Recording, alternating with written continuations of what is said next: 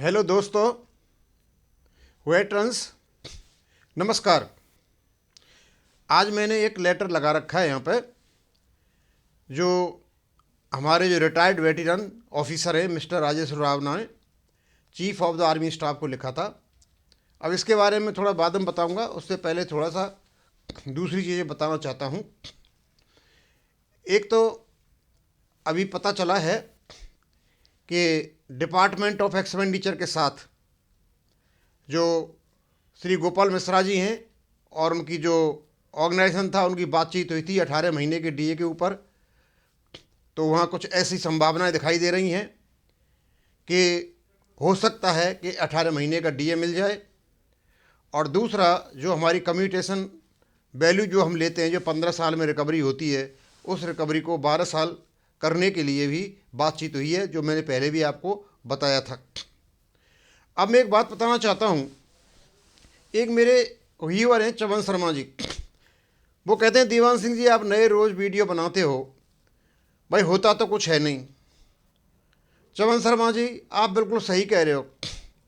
आपने सुना होगा कि वो एक गांव में बताते हैं कि कोई व्यक्ति था, लोगों से मजाक किया करता था और रोज़ाना आकर के और लोगों से बोलता भेड़िया आया, भेड़िया आया, भेड़िया आया।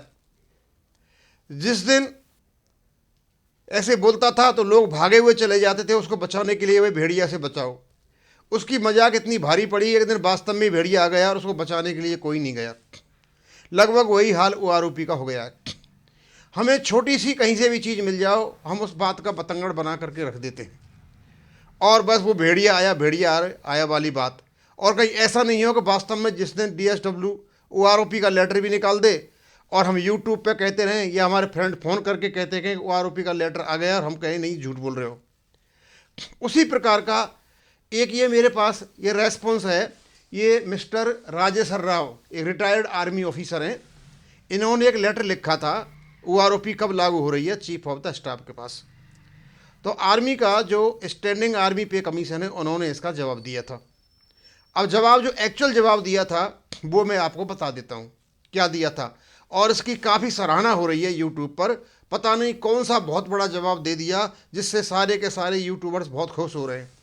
पहला दे रहे हैं वो, it is intimated that the matter regarding revision of pension under OROP with effect from 1 July 2019 is under process.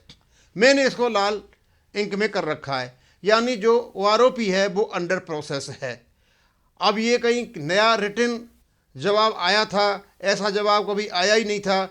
मेरे ख्याल में DSW ने पता नहीं ऐसे जवाब कितने ही दे दिए, अंडर प्रोग्रेस और अंडर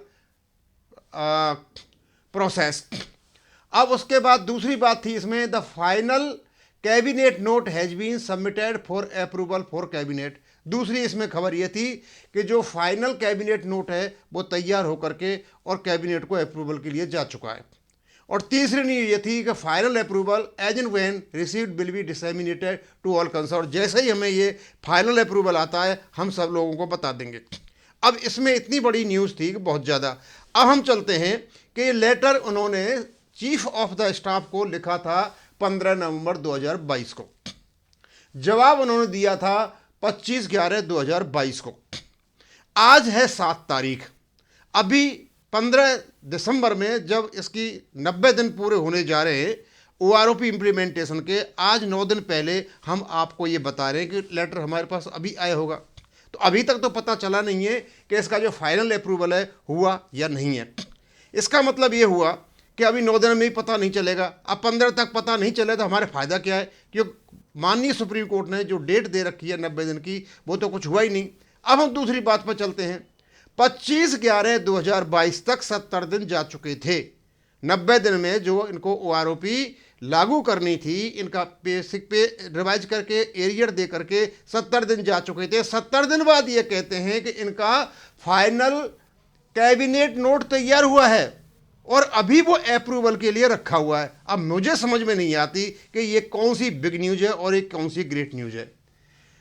उसके बाद मेरे पास किसी का फ़ोन आया, बोले साहब एक लेटर आया हुआ है OROP के लिए और उसको बहुत बड़ी बिग न्यूज और ग्रेट न्यूज बता रहे हैं, लेकिन मुझे तो कुछ उसमें लगा नहीं, ना तो वो ग्रेट न्यूज है ना बिग न्यूज है। ऐसी न्यूज़ तो आती ही रहती हैं। मुझे तो ऐसा लगता है वो न्यू न्यूज है, कोई न्यूज ही नहीं है।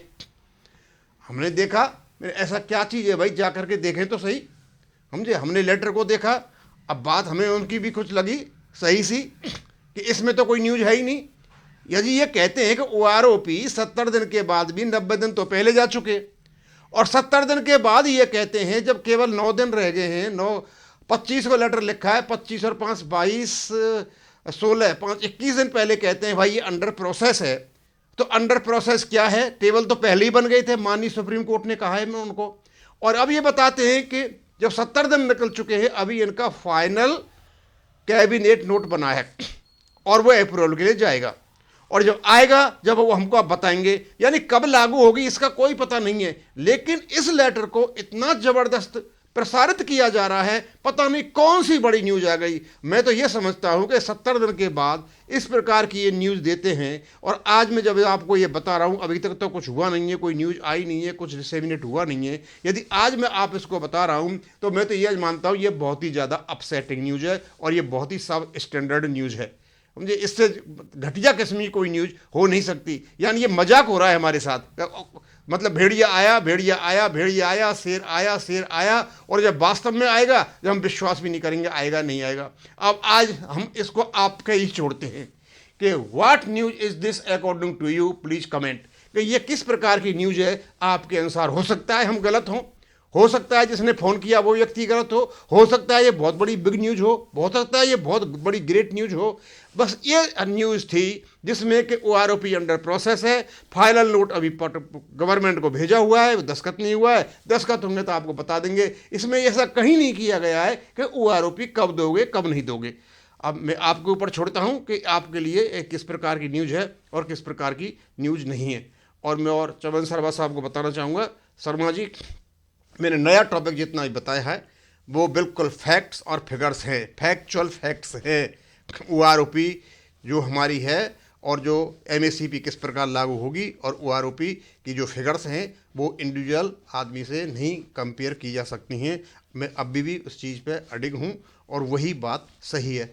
मैं यहीं ख़त्म करूँगा। थैंक यू, धन्यवाद।